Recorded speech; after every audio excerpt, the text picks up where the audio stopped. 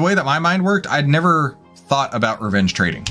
I never thought, oh, I lost, I have to take more risk to make this up. I assume that that's what he was thinking, but I tell you what, that's the fastest way to really blow up your account, right? This is the How to Trade Stocks Options podcast, brought to you by 10MinuteStockTrader.com, where we cover finance, stocks, options, entrepreneurship, education, and money. And here's your host, voted one of the top 100 people in finance, Christopher Ewell.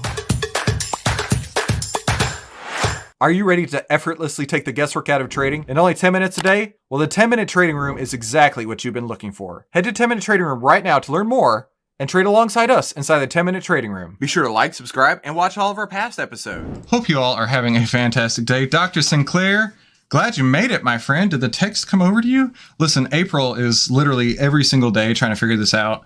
So our website host is ClickFunnels, and the website always works great. But there's some integration between ClickFunnels and Twilio. So Twilio, it's a publicly traded company, but Twilio sends out the text messages, but it's like linked through ClickFunnels. And their engineers are working on it, but like it's been 2 months. I can't be the only person who's having this problem. Sebastian, glad you made it back from church camp, my friend. Brian, good to see you. And I apologize, my camera is, the colors are just not working well today. So with that being said, let's get right into our market analysis. Okay, welcome to the 10-Minute Trading Room. This is how to trade in only 10 minutes a day. And I need to click a couple more buttons here, don't I? And this is exactly how to take the guesswork out of trading. Jorn, good to see you, my friend. And I got to tell you, the outlier trades that we've had have been astronomical. Let me show you my results. So these are marked to market earlier today. So this is not, I really don't like sharing open profits, but like clearly this is working. 15% right now for the year, and that's in the last like 2 weeks. So clearly this is doing something awesome. Victor, good to see you. So we're going to continue to do this. Let's put it that way. We're going to continue to do this. Now, earlier on in the day, I had a conversation with the developers over there. They were making some changes. One change that I had noticed and I sent over to them was when there are stock splits, the calculation of the price wasn't perfectly like it should be. So they've made those changes. The buy and sell signals came later in the day. But today I want to just let that refresh overnight before we start taking more signals. So all we're going to do today is look at the existing trades that we have on and close any if we need to. And we're going to go through exactly what that looks like. Side note, MMFI is now 60%. Finally, some movement in the market. FinClub came through with the yellow day today. But let's go through each trade that we have on. Jorn says, nice. Yeah, let's go through each trade that we have on. Okay, speaking of, funny story. So this contractor that's here, he works pest control. And last time he came, we were talking about like social media and such. And he's got a TikTok. He's a handsome young dude, right? With like fun curly hair. And he's got, million view videos from him just acting goofy he was talking about. And I guess clearly TikTok is following him around because as soon as he got to my house, I came up on his For You page, he said. I was like, wow, that's not creepy at all. So anyway, let's take a look at each one of these. So we're going to look at SPLG, XLY, SPY, NLY, UBS, and Colgate-Palmolive. So let's start at the top, SPLG. This is one we put on yesterday. So I researched SPLG more after the stream, and this is basically the SPY. I mean, legitimately, the sources that I was reading through it basically said this is the SPY ETF, nearly identically. But it costs 10 times less than the SPY ETF, which is pretty cool. So if you weren't able to buy SPY at, what is SPY at, 400 and something? 428? You could buy this SPLG at 50. So I was like, wow, that is pretty cool. I didn't even know about that. So we really do have two trades on the SPY right now, one in SPLG and one in SPY itself. So what we're looking for here is for it to show either a sell signal or start getting deep into the pink area. And right now this is not. So SPLG stays on and we're going to let that run. Currently it's up, I don't know, 10 cents, 12 cents right now. So that one's good to go. No changes on SPLG. Let's go to the next one, XLY. XLY is the Consumer Discretionary Fund ETF. And what we see here is the same thing. We're deep in buy territory right now. We want to let that continue to go a little further. We're trying to get into this like middle of the range dark green here versus like a dark green or pink before we decide to get out. And this still has a way to go on XLY. Looking at XLY, the stock, this is up nice, up over $1 at this point. So that's a really good one as well. Keeping that on. Next is SPY itself. Let's take a look at SPY. So we got into SPY last Thursday and it immediately popped up on that. We're up about $7, closing in on $7 on this one. So this one's doing really well. And again, you can see here, this is moving up, moving the direction that we want to see. We want to see it get maybe 1 or 2 shades darker green before we're ready to get out. So this one is still looking good, looking very positive. Don't need to do anything with it. Next is NLY. Now, NLY, honestly, is the only one that's really showing to me an ugly trade. I am short NLY, and it's up about $1.50 since I've gone short. Now, I did go through, so this is actually one that showed some weird results because of the stock split. But overall, you can still see we had 1, 2, 3. So I believe this one was a long, so 50-50. But this one was only,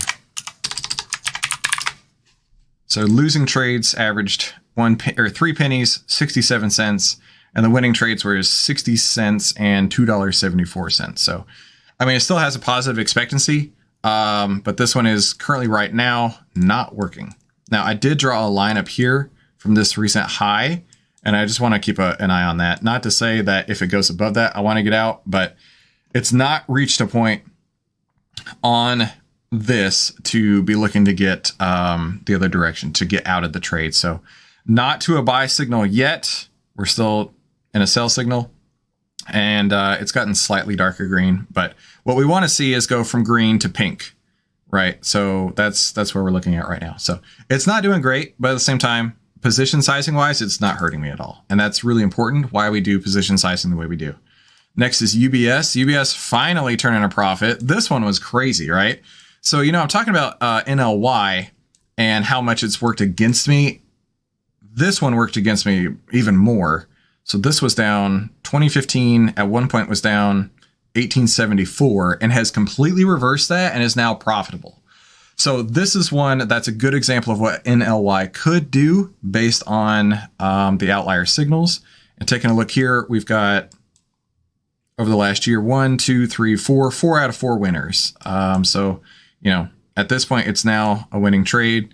UBS, taking a look at the outlier data, still in the buy territory and looking for it to get a little bit darker green before we decide to take the trade off. And one more to go, Colgate-Palmolive. Let's go to here. So as you can see, this is why I'm so excited about Outlier. This is why I'm so excited about what they're doing, because this is absolutely gangbusters. Next is Colgate-Palmolive, going short on this one. As you can see, sold it May 22nd. That was my date as well, I believe. May 22nd, yep. And as you can see, this has been a tremendous short as well. Down about $3.50 right now on that one. So no signs of slowing down, but you can see it's going from green, lightening up, going into the pink shades. So all is good there, right? Nothing to change on any of these that we have open. All of them are profitable with the exception of NLY. So not too bad of a place to be. So let's move into the next section, which is just our final thoughts. And again, I apologize for leaving you guys there for a couple minutes, but thank you for bearing with me. So this reminded me of, what was his name? Kavan. Do you guys remember Kavan? This reminded me of Kavan a lot. So Kavan was or I guess he still is, a mechanic at a Mercedes-Benz dealer. And one thing he told me one time when he and I were having a private consultation, which I'm meeting with Jorn tomorrow. Jorn, we're going to do like last time, where it's a link just like this, where I invite you in, and then we're going to have a chat. And then, of course, everybody can watch if they feel so inclined. And then we might just repackage that and put it into a podcast episode if that's all right with you. But of course, you, my friend, get to be the determinant on that. But yeah, here's a trading rule that reminded me a lot of Kavan. Never take stupid risks after a trading loss. Revenge trading is the most powerful trading killer. And when I was talking to Kavan, that was really interesting to me because the way that my mind worked, I'd never thought about revenge trading. I never thought, oh, I lost, I have to take more risk to make this up. Or I mean, I assume that that's what he was thinking, but I tell you what, that's the fastest way to really blow up your account, right? Clearly you were wrong, and that's okay. But rather than taking a minute to step back and reevaluate and say, okay, could I have done something differently? Did I do something wrong to have made this happen? Or was it just a loss, right? There's good trades and bad trades, but not every good trade did you follow your rules, and not every bad trade did you follow your rules, right? A good trade is a trade where you followed your rules no matter the outcome, right? And if you have revenge trading, did you follow your rules? And if so, that's just how trading goes, right? Nobody has a 100% win rate. Or did you break your rules and now you're trying to break them even more to make up for what just happened? You're in control of that. And because you're in control of that, you can decide just how stupid of a risk you can take. Or in reality, not take those stupid risks after all. All right. Thank you all so much for coming to today's 10-minute trading room. No new trades, holding all the trades that we have on right now into tomorrow.